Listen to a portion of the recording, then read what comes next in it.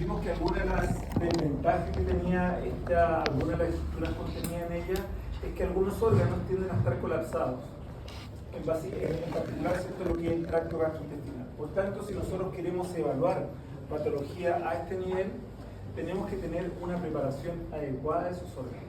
¿Ya? Es así como, por ejemplo, para el intestino delgado, en tomografía, el estudio que se realiza es un estudio específico para patología del intestino delgado. Lesiones tumorales, lesiones inflamatorias intestinales, ¿cierto? Como la enfermedad de Crohn, entre otras cosas, la enfermedad celíaca, y el estudio se va a llamar enteroclisis por TAC. Entonces, ese estudio es un estudio específico donde preparamos el intestino delgado para visualizarlo adecuadamente. A su vez, en tomografía también existen dos técnicas para evaluar en forma específica lesiones del colon, ¿bien? Donde también queremos ver una buena distensión del colon y por tanto poder evaluar su grosor real de la pared.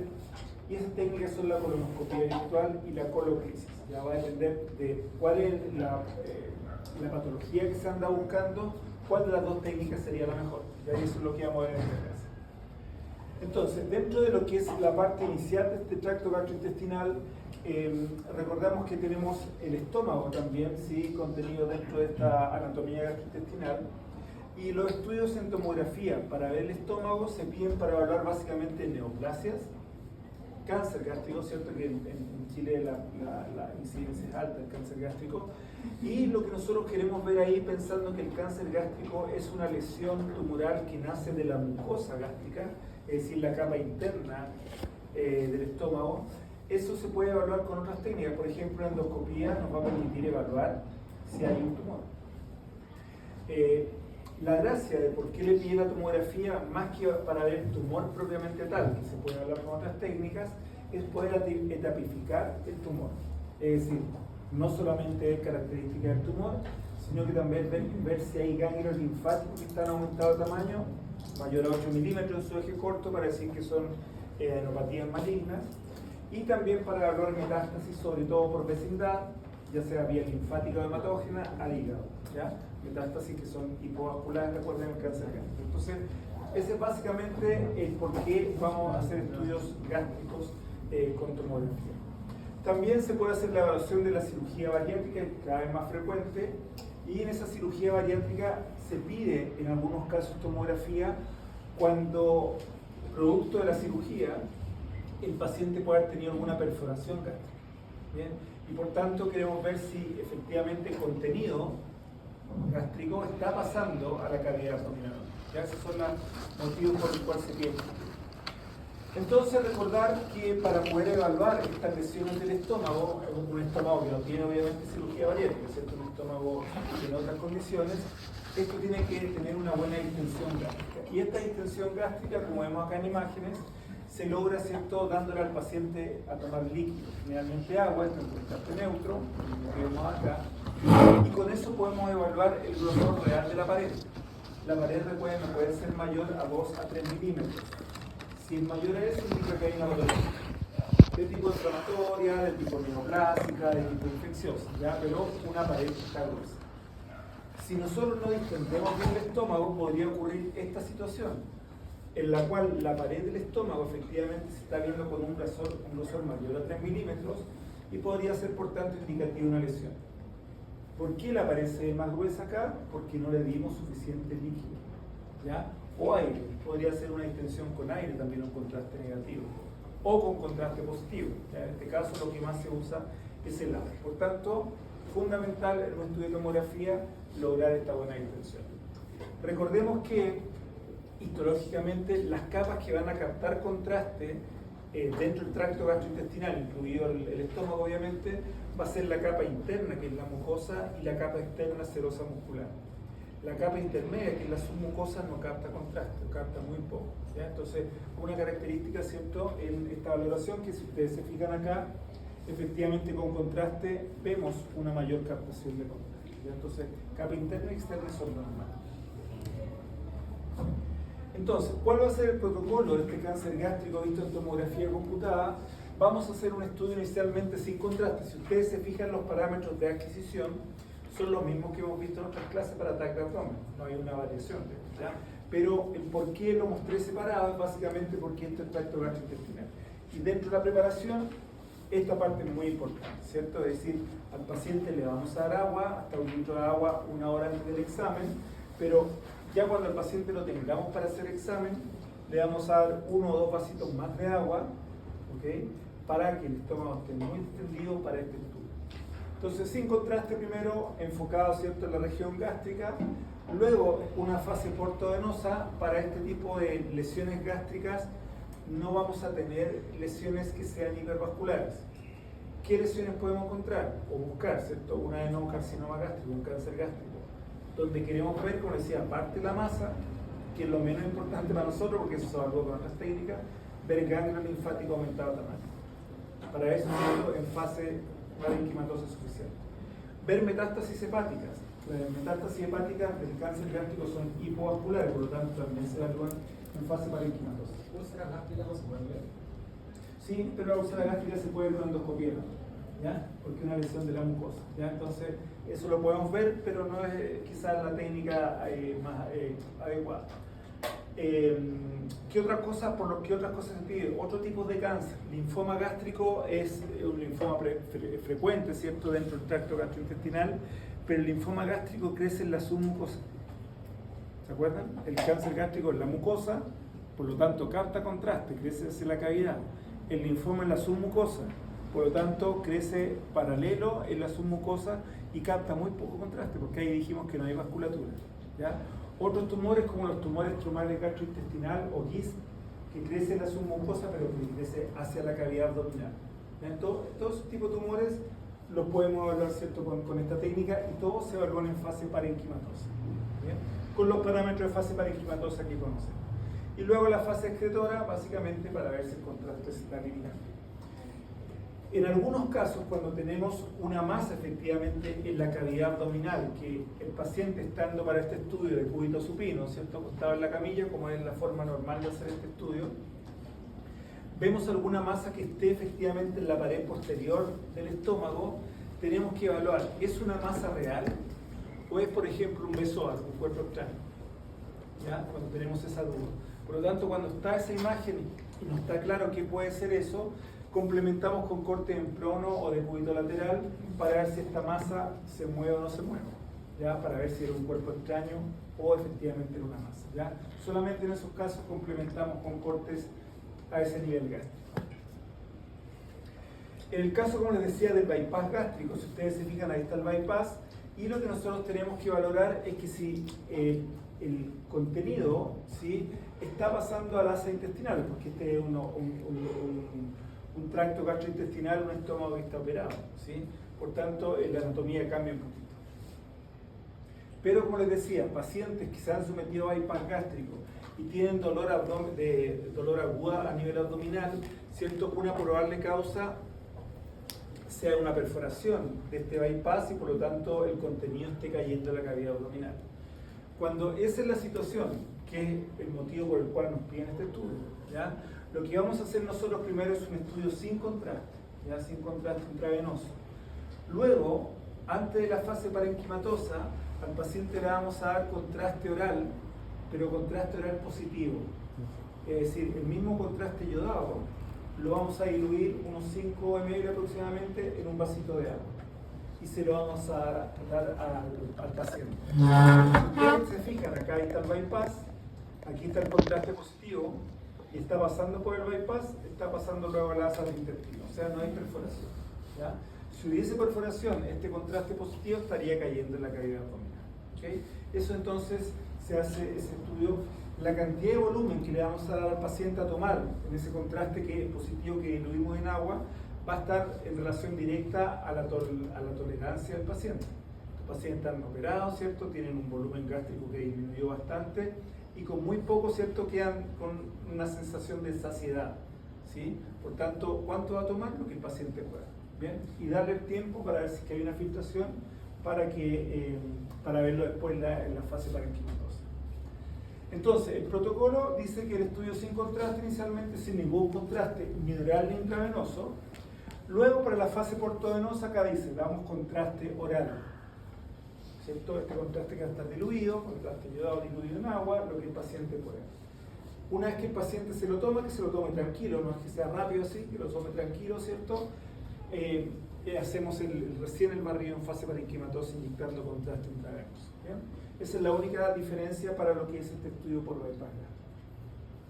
Recuerden, insisto, que la mayoría de los estudios entonces de gástricos, donde hay una lesión en la mucosa, como lo que preguntaban acá atrás, ¿cierto? Respecto a algún tipo de sangramiento, qué sé yo, de la mucosa gástrica se evalúa directamente con endoscopia, ¿ya? Más que con estos estudios.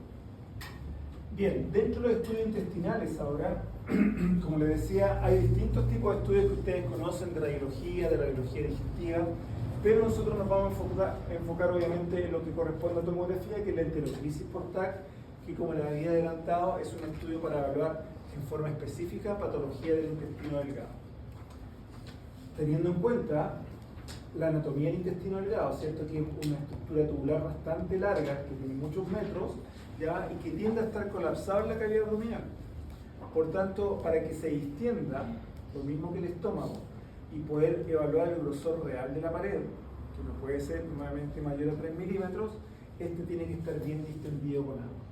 Entonces, la estrategia es pasarle mucha agua al intestino delgado para que todo el intestino delgado se distienda, no algunas partes, ¿ya? Entonces, ese va a ser la enteroclisis. Luego tenemos la colonoscopia virtual por tomografía y la colonoscopia por TAC. Ya el resto son otras estrategias que probablemente ustedes hayan visto en radiología digestiva. Entonces, dentro de los estudios de intestino delgado están estos que son otras técnicas de imagen, la enteroscopía y la endoscopía, pero que se extienda al intestino delgado, ¿bien? Y la desventaja que tiene la enteroscopía es que es obviamente un estudio invasivo. Ya el paciente se le mete el endoscopio, ¿cierto? Pasa al estómago, pasa al intestino delgado y se va avanzando y se va viendo la mucosa intestinal.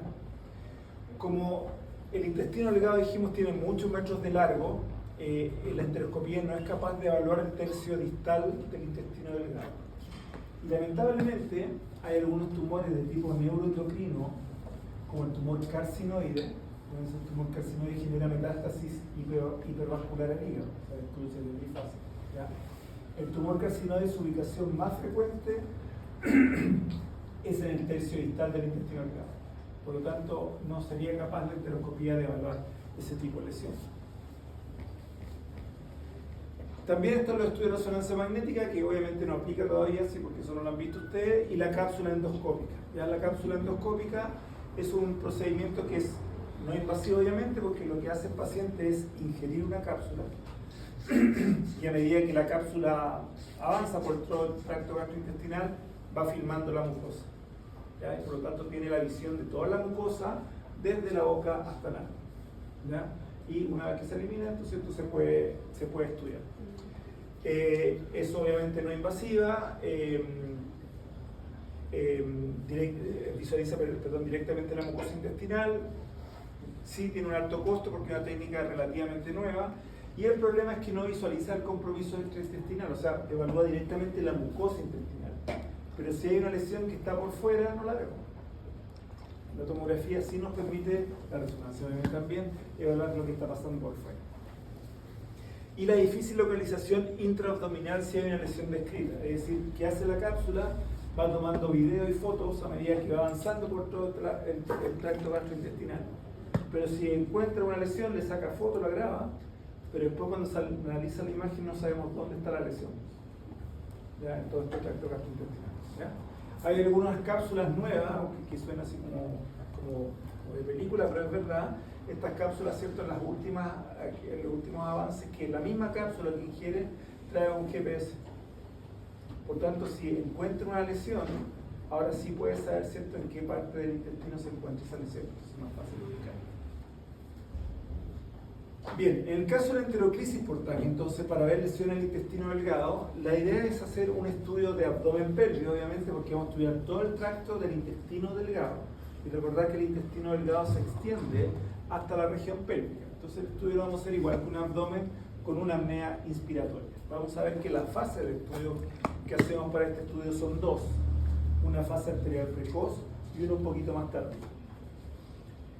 una fase arterial tardía, y una parenquimatosa.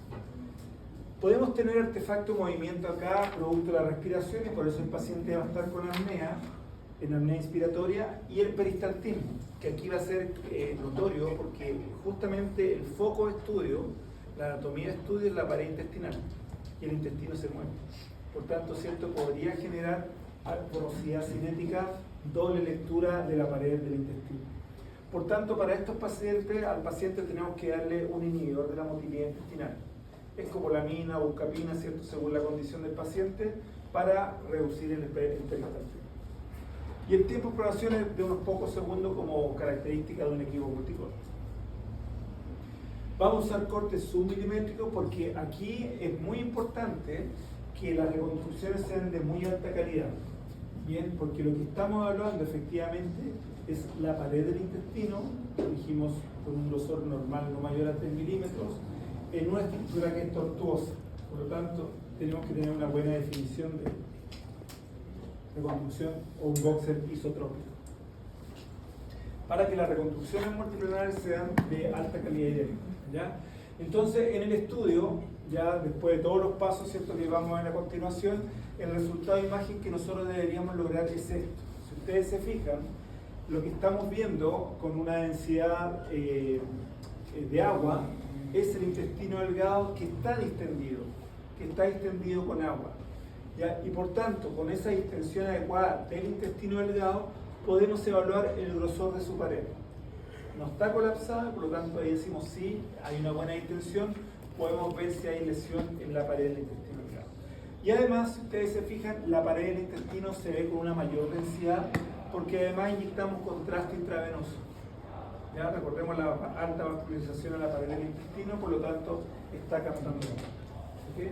Entonces, esto es lo que nosotros vamos a ver en el estudio de enteroclisis. Si ustedes se fijan, la valoración de la distensión del lumen intestinal, que está lleno de agua, es del intestino delgado. El colon no tiene agua.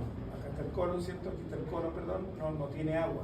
El agua todavía no pasa, ¿cierto?, al intestino delgado. Por tanto, el cómo le vamos a pasar el agua es muy importante y lo vamos a explicar a continuación. Bueno, la enteroclisis tiene algunas ventajas y tiene algunas desventajas, pero una gran ventaja que tiene, como vemos acá, es que tiene una alta sensibilidad de 100% y una especificidad muy alta en las evaluaciones de patologías que tienen que ver con el engrosamiento anormal de la pared intestinal delgada. Entre otras, ¿cierto?, enfermedad inflamatoria intestinal como el Crohn. ¿Ya? El Crohn, la enteroclisis es la mejor técnica para evaluar el Crohn, sobre todo en etapa activa. Se podría evaluar en obstrucción intestinal parcial también, no así una obstrucción intestinal completa, porque no le podemos pasar agua al intestino, ¿sí? Por tanto, es una contraindicación o no nos sirve hacer una enteroclisis en un paciente con una obstrucción intestinal completa. ¿Cuáles son las desventajas de la enteroclisis? Estamos usando dosis de radiación, como les dije, vamos a hacer 2 fases de estudio, ¿ya? A todas las 2 empresas. El uso de contraste iodado también podría ser una contraindicación. Hay que instalar al paciente una sonda nasoenteral, es decir, una sonda que llegue directamente al intestino, idealmente hasta el ángulo de T. ¿Por qué? Porque le vamos a pasar agua. Si el agua, que lo pasamos, ¿cierto?, vía oral, llega directamente al estómago, lo que va a ocurrir es que el estómago se llena y por presión va a ir filtrando a poco el intestino delgado. Lo que en zona interesa es que el intestino delgado se llene rápido, todo, ¿ya? Por lo tanto, la sonda va a pasar el estómago y va a llegar al intestino delgado y el agua va a caer directamente al intestino delgado y lo va a dilatar. ¿Ya? Esa es un poco la gracia. Entonces, es una desventaja porque hay que instalar la sonda, se necesita radioscopía para eso, ¿cierto? Y las contraindicaciones por la radiación podría ser el embarazo, la insuficiencia de una tasa de filtración glomerular muy baja y, como habíamos dicho, la obstrucción intestinal completa. Entonces, ¿para qué se pide este estudio? Como les había dicho, para enfermedad inflamatoria intestinal, para el Crohn, sobre todo el Crohn en su etapa activa. Sospecha de neoplasia intestinal, sobre todo esta neoplasia que está en el tercio distal del intestino delgado, que la enteroscopía no permite verla. Tumores carcinoides, adenocarcinoma, entre otros. Hemorragia digestiva con estudio endoscópico negativo, es decir, un paciente puede tener sangramiento que está haciendo que su hematocrito baje Sin embargo, la endoscopía no muestra dónde está sangrando, porque puede ser no necesariamente de la mucosa, que es lo que muestra la endoscopía. ¿Ya? Entonces, cuando la endoscopía es negativa para hemorragia digestiva y el paciente tiene clínica de hemorragia digestiva, se complementa con este tipo de estudios. Sospecha de obstrucción intestinal incompleta, otro tipo de enfermedad inflamatoria intestinal como la enfermedad celíaca, etc. Entonces, ¿cómo se hace este estudio? ¿Cierto? Primero dijimos que se tiene que instalar una sonda bajo fluoroscopía, bajo radioscopía, ¿sí? Una sonda de tipo nasoenteral. Si ustedes se fijan acá tiene un calibre de 8 French, por lo tanto es bastante gruesa y eso permite pasar mucho volumen de líquido en poco tiempo. ¿Okay? Idealmente que esta sonda nasoenteral llegue hasta el ángulo de 3. Se instala una vía venosa porque vamos a hacer una fase arterial, ¿cierto? Dentro de las dos fases que vamos a hacer, por lo tanto, idealmente que sea una plánula 20-18G. Y pasamos agua, ¿sí? Agua, fíjense, hasta 2 litros de agua por la sonda en un periodo no mayor a 15 minutos. O sea, pasamos mucho líquido por esta sonda, ¿sí? Que está llegando, el paciente no va a sentir esta incomodidad porque nos estamos saltando el estómago. El estómago, ¿cierto? Cuando se llena es cuando el paciente ya empieza a sentirse como que está incómodo. Pero si no estamos saltando el estómago, el agua está distendiendo todo el intestino delgado. Hay que hacerlo rápido para evitar también, ¿cierto?, que el agua pase al intestino grueso. Entonces, el paciente, recordar, le vamos a dar, antes de hacer el estudio para evitar el peristaltismo, un inhibidor de la motilidad intestinal, que puede ser escopolamina intravenosa o buscapina en algunos casos. El estudio se hace en decúbito supino, igual que un abdomen pelvis, y se hace una fase arterial tardía y otra portovenosa. ¿Ya? Entonces, los delays es arterial tardía, 35 segundos aproximadamente, y 70 segundos para la fase portovenosa. Adquirimos con corte grueso, como para un abdomen por un tema dosimétrico, y reconstruimos fino, idealmente submilímetro. Entonces, vía venosa, la sonda nasoenteral se le puso, se le está pasando rápidamente agua, mucha cantidad de agua en pocos minutos, ¿ya? Y la idea es que este procedimiento se haga ya en la sala de examen. La instalación de la sonda no, pero el paso de agua sí, para hacer el estudio rápidamente. Entonces, el resultado final de este enteroclisis después de pasar agua en ese periodo de tiempo, gran cantidad de agua, es lo que estamos viendo acá. Intestino delgado, como lo había mostrado anteriormente, llenito de agua, y por lo tanto podemos evaluar el grosor de su pared, ¿cierto? Ahí podemos ver si hay alguna alteración. Y además la pared captando contraste porque está en una fase arterial tardía. Muy importante, reconstrucciones, ¿cierto?, tanto coronales como sagitales, para ver esta estructura que es larga y tortuosa. Por lo tanto, tenemos que tener una buena calidad de esto y por eso, ¿cierto?, lograr la isotropía. Si ustedes se fijan en esta última imagen, aquí en la reconstrucción, vemos que efectivamente está un contraste iodado, pero en esta parte aparece un artefacto. Y ese artefacto que está ahí es por el metal, por la punta del metal de la sonda nasoenteral, porque la sonda tiene que ser radiopaca para poder verla bajo radioscopía. Entonces, si esa punta de la sonda nos genera artefactos que impida, por ejemplo, la visión de algunas paredes intestinales, como vamos a hacer un segundo barrido, antes de ese segundo barrido retiramos un poquito la sonda. Da lo mismo ya, porque el agua ya la pasamos y vemos que está bien de agua, ¿ya? Entonces retiramos un poco la sonda para que esa zona que no se vio por el artefacto metálico, sí la podamos visualizar, ¿ya? Entonces hay que tener siempre eso presente en el momento de hacer esta primera fase de estudio. Dijimos que podíamos evaluar distintas lesiones, ya nuevamente un intestino delgado distendido con agua. Fíjense en este caso, ¿cierto?, la lesión aquí presente. En el tercio distal del intestino delgado, lo que estamos viendo ahí efectivamente es un tumor carcinóide, que si esto no hubiese estado, colapsado, probablemente no íbamos a tener la sensibilidad para poder caracterizar. Entonces, ese tipo de tumores es otra de las estrategias por las cuales se hace este estudio, ¿ya? Fíjense ahí, vean el colon, acá el colon sigmoide, como no tiene nada de agua. El agua tiene que estar solamente en el intestino delgado. Ya visto en distintos planos, la misma lesión, ¿cierto? Tiene que ser una muy buena calidad de imagen. Otro paciente, si ustedes se fijan acá, reconstrucciones, ¿cierto?, de la fase arterial tardía, donde, bueno, ahí la flecha está media, ahí está bien, ¿cierto? Lo que está indicando ahí, ¿cierto? Es que ahí, lo mismo que esta parte de acá, esta flecha quedó corrida, hay un sangramiento activo, ¿ya? Entonces era un paciente que efectivamente tenía un hematocrito que estaba disminuyendo, la endoscopía no mostró que había un sangramiento, sin embargo sí hay sangramiento, ¿cierto? Entonces en esta fase lo podemos evaluar. Entonces, perdón, la enteroclisis, ¿cierto? Para la enfermedad de Crohn, la enfermedad inflamatoria intestinal, como las otras enfermedades inflamatorias intestinal, enfermedad celíaca, ¿cierto? Colitis ulcerosa, entre otras, tiene un muy buen resultado, ¿cierto? Tiene una alta sensibilidad.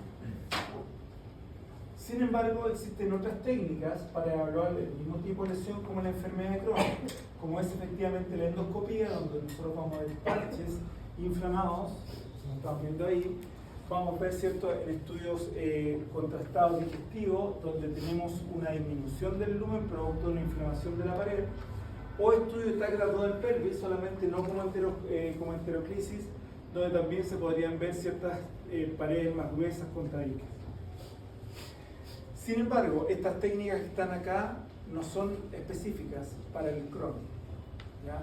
Lo que nosotros estamos viendo con la tomografía, con la enteroclisis en particular, es que podamos tener una buena sensibilidad y especificidad a la vez. Entonces, en la conclusión de la enteroclisis por TAC, ¿ya? Para la enfermedad de Crohn, que dijimos que es la que más para lo que más sirve esta técnica, las guías internacionales dicen que la técnica que más sirve para evaluar esta enfermedad de Crohn va a ser la cápsula endoscópica. Seguida de la enteroclisis por TAC, luego la endoscopía, luego el tránsito intestinal, ¿ya? Eso para lo que es el Crohn, ¿cierto? Y su evaluación con la enteroclisis por TAC. Respecto al colon ahora, ¿sí? La visualización del colon, aquí tenemos dos estudios que dijimos que nos servían para evaluar distintas patologías. Uno es la colonoscopía virtual. La colonoscopía virtual nos sirve básicamente para evaluar lesiones de la pared interna del colon, ¿ya? Y dentro de esa pared interna tenemos lesiones que lamentablemente son frecuentes, que son lesiones benignas, pero que por mutación de uno de esos genes, ¿sí?, el gen APC, puede, ¿cierto?, transformarse en un cáncer de colon, ¿ya? Esos son los pólipos, ¿cierto?, a nivel del colon, ¿ya? Entonces, esta técnica es justamente para evaluar la presencia o no de pólipos que se pueden extirpar, por lo tanto, tratarlo antes que se transforme en un cáncer de colon. Entonces, lo que nosotros vamos a ver en esta técnica, como vemos ahí, es una navegación que estamos haciendo por dentro del colon, ¿ya? En esta navegación, si ustedes se fijan, se ve muy bien la anatomía de las aortas, etc. Pero esta pared que está por posterior, el paciente está en decúbito supino, se ve como plana. Esa pared posterior es básicamente un nivel hidroaéreo. No estamos viendo la pared posterior realmente. Por tanto, siempre el estudio de colonoscopía se va a hacer con el paciente en decúbito supino y luego en decúbito prono, para poder ver ahí qué está pasando con la pared posterior, ¿ya? Entonces, esa es una condición para una colonoscopia virtual. Dos adquisiciones: decúbito supino, decúbito prono. Bueno, para el intestino grueso también hay distintas técnicas. Nosotros nos vamos solamente entonces a enfocar en lo que es la colonoscopia virtual y la coloclisis, que es la otra técnica, ¿sí? En la colonoscopia virtual, si ustedes se fijan, el resultado de imagen, este es un VR transparente para ver el colon que está distendido, está bien dilatado. ¿Por qué? Porque le administramos aire vía rectal. Acá hay una cánula Miller, y a través de esa cánula, ¿cierto?, se le administró aire. Por tanto, luego vemos esta imagen anatómica, un VR transparente donde se ve todo el colon bien distendido. Esta colonoscopia virtual es un método no invasivo, si lo comparamos, por ejemplo, con la colonoscopia clásica.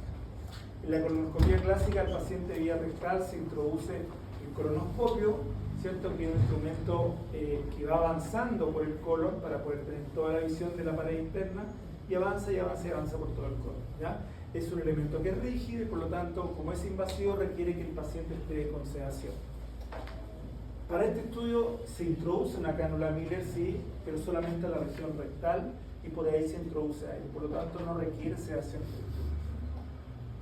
No requiere el uso medio contraste intravenoso, ¿Ya? ¿Por qué? Porque el contraste que nosotros vamos a utilizar es el aire que estamos entregando a través de la cánula Miller, contraste negativo. ¿Ya? ¿Para qué? Para poder evaluar un colon distendido y ver la capa interna del colon. ¿Ya? Entonces, no usa contraste yodado este estudio. Y no utiliza mucho tiempo de realización. El estudio es súper rápido si lo comparamos también a la colonoscopía clásica, que puede durar bastante tiempo. Entonces, la anatomía que nosotros vamos a poder ver con la colonoscopía virtual es la que está viendo el colonoscopio. También fíjense que acá podemos evaluar polo secal, ¿cierto? Vamos subiendo por el colon ascendente, estamos en el ángulo hepático, el ángulo esplénico, el transverso, el sigmoide. O sea, tenemos la anatomía de todo el colon. ¿Qué hace la colonoscopía clásica? Tiene que avanzar con el colonoscopio toda esa anatomía para poder visualizarla.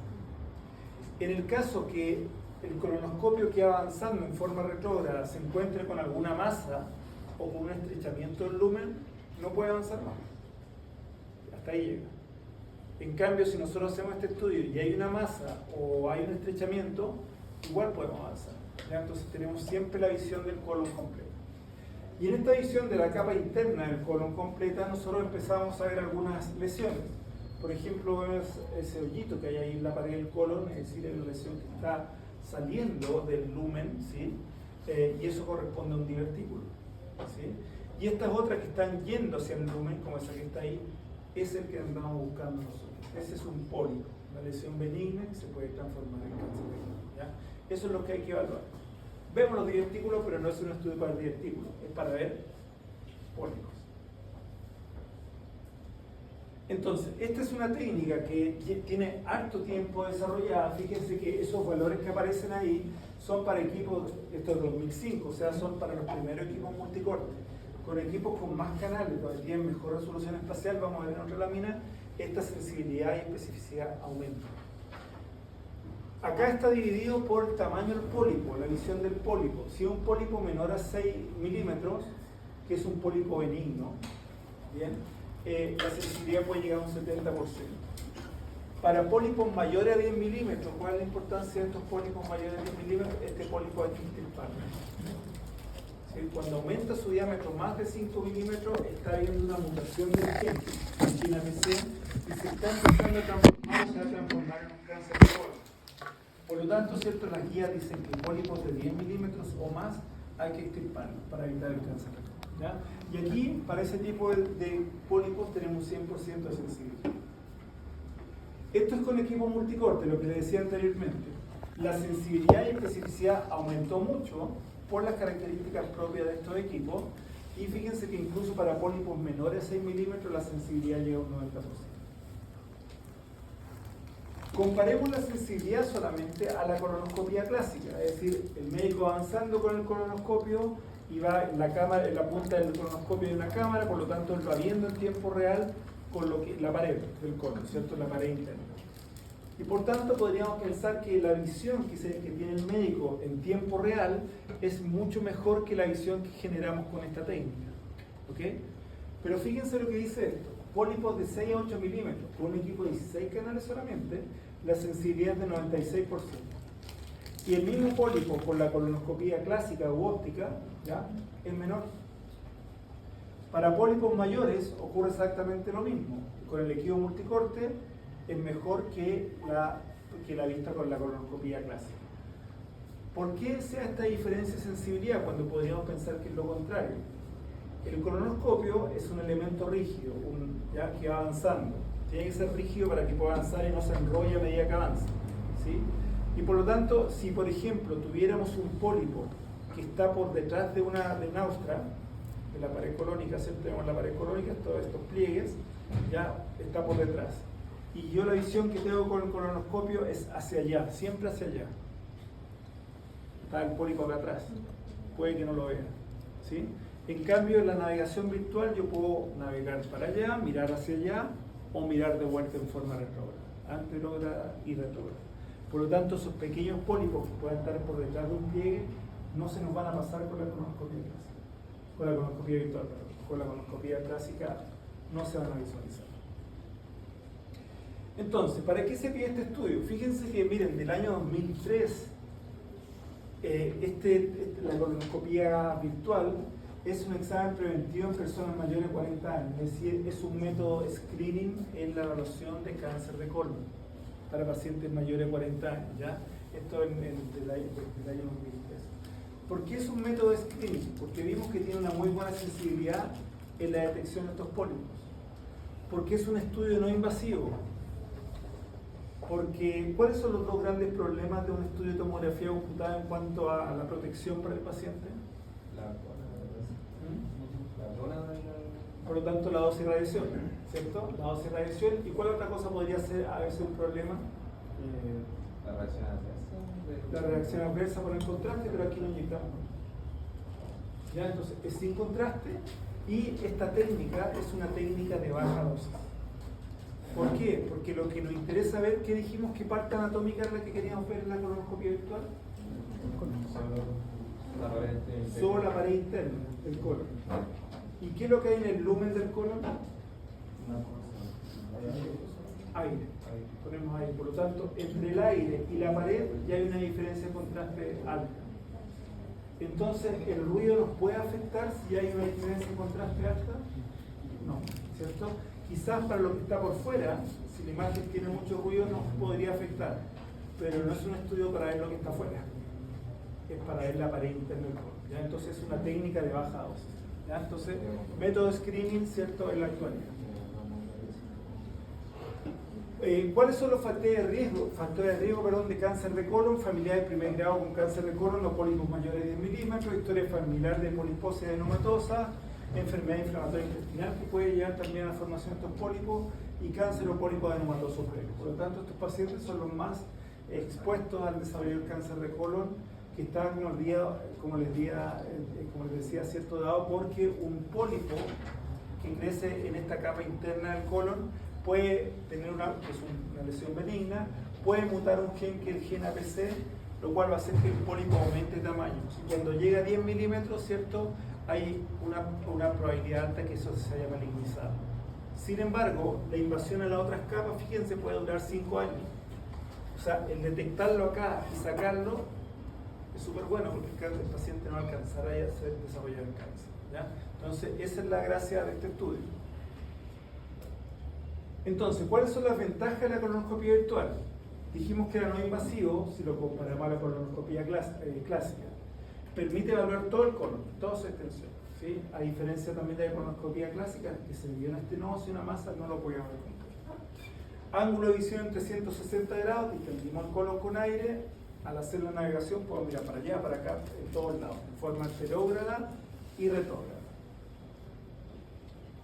Las desventajas: uso de radiación ionizante, pero dijimos que es método de screening y esta radiación ionizante es de baja dosis, es una técnica de baja dosis. Otra desventaja es la preparación del paciente, que aquí aparece con asterisco porque se refiere a que para este estudio el colon tiene que estar limpio de heces fecales. Por lo tanto, al paciente tenemos que darle una preparación previa, que puede ser una preparación seca o una preparación húmeda. Ambas, ¿cierto?, con la finalidad de limpiar el colon. Y obviamente otra desventaja es que si al paciente le vemos un pólipo que es de mayor a 10 milímetros, igual el paciente va a ir a la colonoscopia clásica para que se lo extirpe. La colonoscopia clásica tiene esa opción de extirpar el pólipo cuando es mayor a 10 milímetros. Sin embargo, si ustedes se fijan acá, la cantidad de pacientes que requieren una polipectomía es solamente un 7,5%. O sea, un porcentaje muy alto que podría evitar hacerse ese procedimiento que es más invasivo.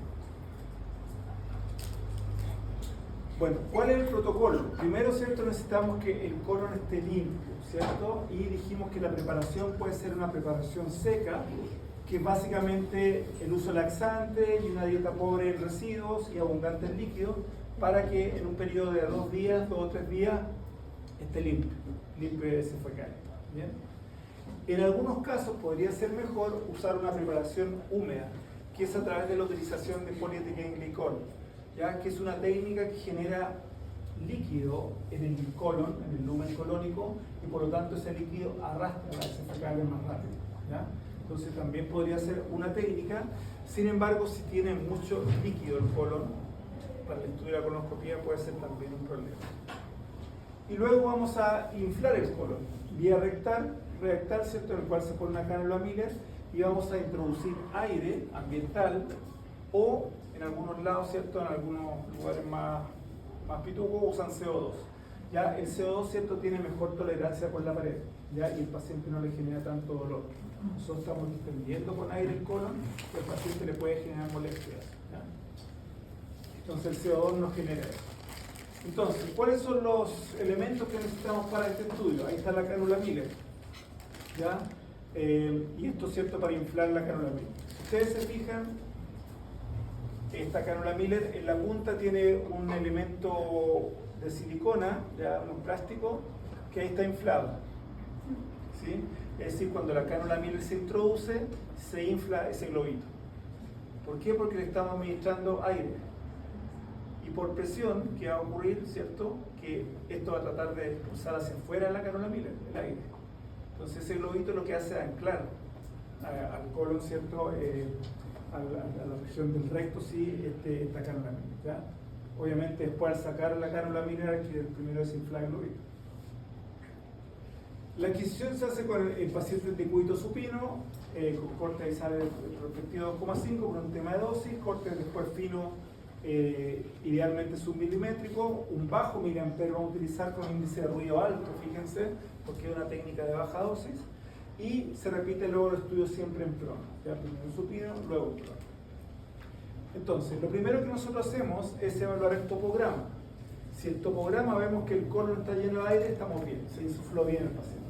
Si falta si falta aire, no tenemos una buena visualización del colon, hay que seguir extendiendo con aire. ¿Okay? Una vez que esto está correcto, vamos a planificar el estudio de todo el abdomen pelvis por el trayecto que tiene el colon, bien, y vamos a obtener estas imágenes. Si ustedes se fijan, lo que estamos viendo es un colon que está lleno de aire, ¿sí? Le estamos pasando aire. Por lo tanto, fíjense las ventanas. No son una ventana de abdomen, no es una ventana de tejido blando, es una ventana o de hueso o de pulmón. Porque lo que estamos viendo es la diferencia de contraste entre la pared y el lumen que tiene aire. Con esas ventanas logramos una mejor visualización. Si ustedes se fijan acá en la imagen, aquí tiene aire, acá tiene aire, pero esta parte de acá tiene líquido. Por lo tanto, si yo hago una navegación a este nivel, voy a ver muy bien la pared que está aquí anterior del colon, no así la pared posterior, porque no la veo, veo ese nivel hidroaéreo, ¿ya? Por tanto, ¿cómo podemos ver bien la pared posterior? En prono, ¿cierto? Siempre en prono. Ahora, fíjense lo que pasa acá, a este nivel del colon, ¿sí? Tiene líquido, y ese pedacito nomás tiene aire. ¿Qué pasa si lo ponemos en prono? ¿Voy a evaluar bien toda la pared? Porque se fijan que más de la mitad del lumen tiene aire, perdón, tiene líquido. Por lo tanto, si lo pongo boca abajo, igual no voy a ver toda la pared con aire. Entonces, una limitación es la cantidad de agua que tenga el colon para el estudio, ¿ya? ¿Qué les dije? La preparación húmeda con polietilenglicol limpia más rápido las heces fecales, pero produce líquido y podría ser una contraindicación, ¿ya? Si ocurre esta situación, que esto no lo podemos ver en el topograma, el estudio se suspende. No vamos a poder ver, por mucho que lo pongamos en prono, la pared posterior.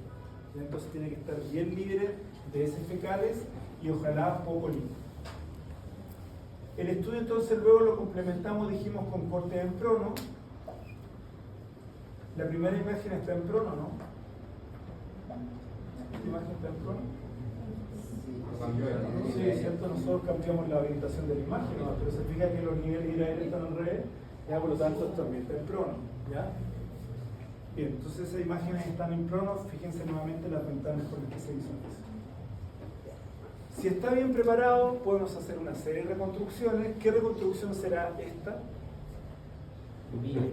Mini, muy bien, estamos viendo el aire, ¿cierto? Ese es el realce que queremos darle, un VR transparente, entre otras cosas, más la navegación virtual, ¿ya?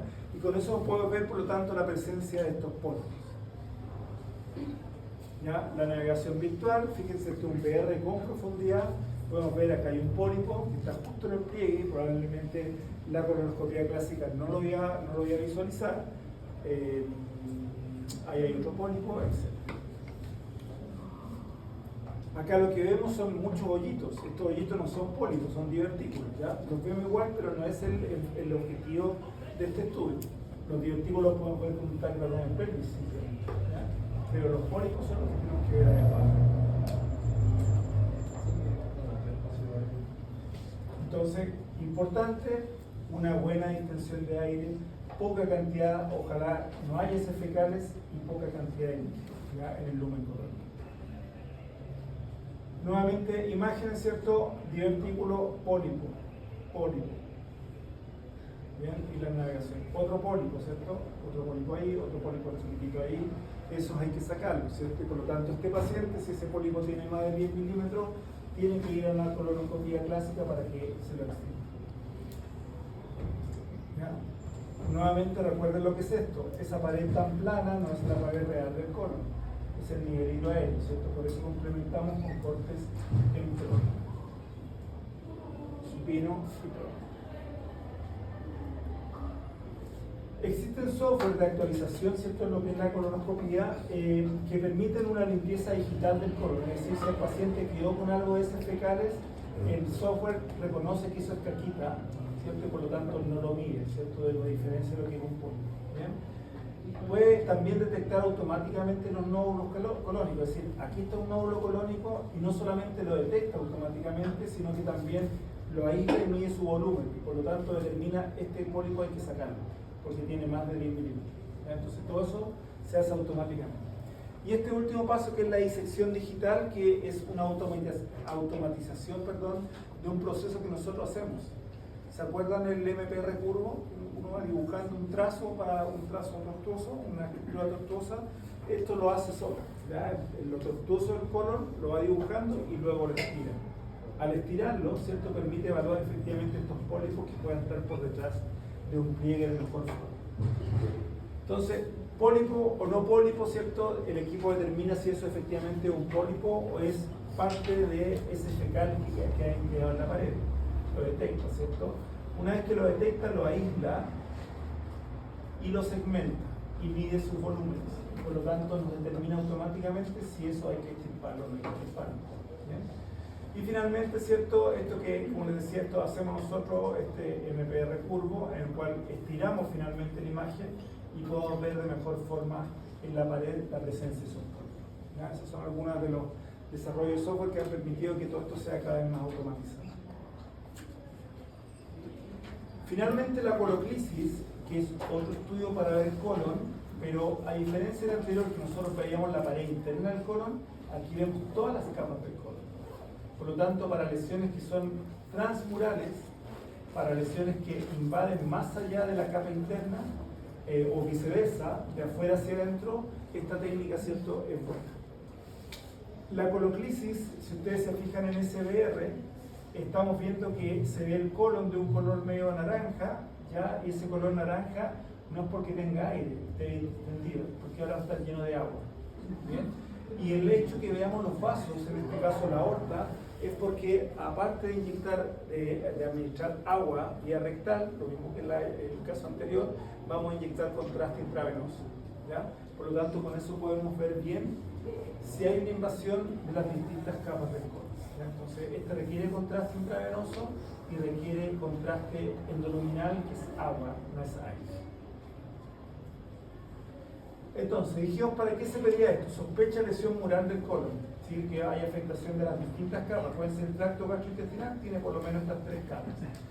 Diverticulosis complicada, sospecha invasión mural por un tumor ginecológico, es decir, un tumor externo que esté invadiendo hacia el colon y sus distintas capas. Y sospecha estos tumores transmurales. Entonces también tiene una alta sensibilidad, ¿cierto?, que de alguna forma le da ventajas comparativamente a esta técnica respecto, por ejemplo, a una tomografía de abdomen pelvis por sí sola. Tiene mejor resolución espacial en las distintas capas murales. Desventajas y contraindicaciones no las voy a nombrar nuevamente, pero son las mismas de la enteroclisis. La enteroclisis, que era para el intestino delgado, ¿cierto? Dijimos que usamos contraste yodado. El uso de la radiación, dos fases, ¿cierto?, que son con más dosis. Por lo tanto, las desventajas y contraindicaciones que habíamos visto. Como aquí al paciente le pasamos agua al colon, vía rectal también una contraindicación es una obstrucción intestinal completa, no le podemos pasar agua a ese colon.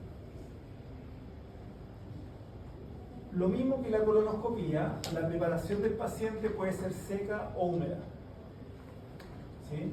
Con laxante o con polietilenglicol. Pero en este caso, ¿cuál creen ustedes que será mejor?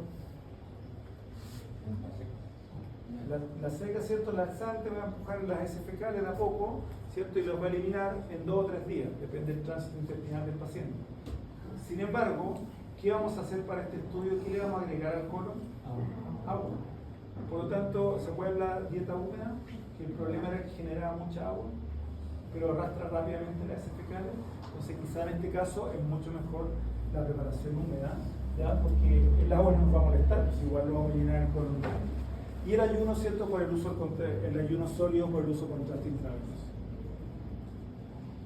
Entonces, aquí vamos a poner una vía venosa, fíjense el calibre 18G, porque efectivamente también vamos a buscar 2 fases, una fase arterial tardía y una fase parenquimatosa.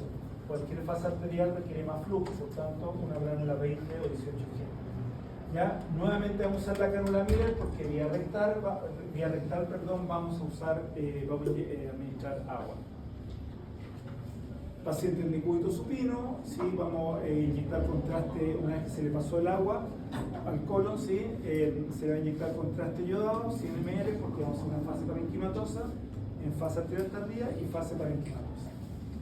El estudio se hace en decúbito supino y en decúbito prono, ¿ya? Para diferenciar la enteroclisis que dijimos que era solamente en decúbito supino. Entonces ahí tenemos las imágenes, ¿cierto? En decúbito supino, ahora fíjense el colon está distendido nuevamente, pero en vez de aire tiene agua. ¿Bien? Y la pared va a estar marcada porque además tiene contraste intravenoso. Quizá aquí el contraste intravenoso no se ve tan marcado porque hacemos 2 fases. Una arterial tardía, donde sí se ve más, y esa que es la parenquimatosa. Y luego los cortes en prono. El por qué hacerle corte en supino y en prono, o prono en particular, es por la misma causa que para la colonoscopía. Puedes ver la pared completa, ¿cierto? Con agua, y si no está completo el colon, puedes ver la pared posterior o anterior con agua, ¿ya? Lo mismo que en el caso anterior que era con aire. Entonces siempre supino y siempre en prono. Fíjense acá, hay un nivel hidroaéreo. Por lo tanto, lo que estoy viendo bien con contraste por el agua va a ser la pared posterior, no así la anterior. Para ver esa pared anterior, luego en prono. Fase arterial, vamos a hacer una fase arterial, ¿cierto? Tardía, aproximadamente un delay cercano a los 35 segundos. Esta fase nos va a permitir ver bien la irrigación y llega a la pared del colon y por lo tanto vamos a ver una pared del colon bien intensa, con alta densidad, ¿cierto? Porque está captando esta vascularización. Y muy importante también, como vimos anteriormente, reconstrucciones tanto coronales como sagitales, lo mismo que vemos en la enteroclisis, ¿sí? ¿Qué modelos de reconstrucción, tanto para la enteroclisis como coloclisis, en el MPR se dan entonces lo adecuado? Tejido blando, ¿cierto? A diferencia de la colonoscopía que dijimos que era ministro. ¿Ya? Entonces esas son las reconstrucciones y ahí podemos ver, por ejemplo, múltiples divertículos ya a este nivel donde se pierde el diámetro del colon, ¿ya? Y vemos esas bolsitas de donde ponen los divertículos. Bien, esta clase la conclusión, es cierto, es que son técnicas de visualización alternativas a métodos más invasivos. ¿Cuáles son esos métodos más invasivos? La colonoscopia clásica, la enteroscopía, entre otras, ¿cierto? Y con esto nosotros, para la enteroclisis de la colonoscopia, que nos va a ir olvidado para el grueso, lo podemos hacer con estas técnicas. Y que incluso vimos que tienen mejor sensibilidad y especificidad. Bien, estamos chicos. 10 minutos.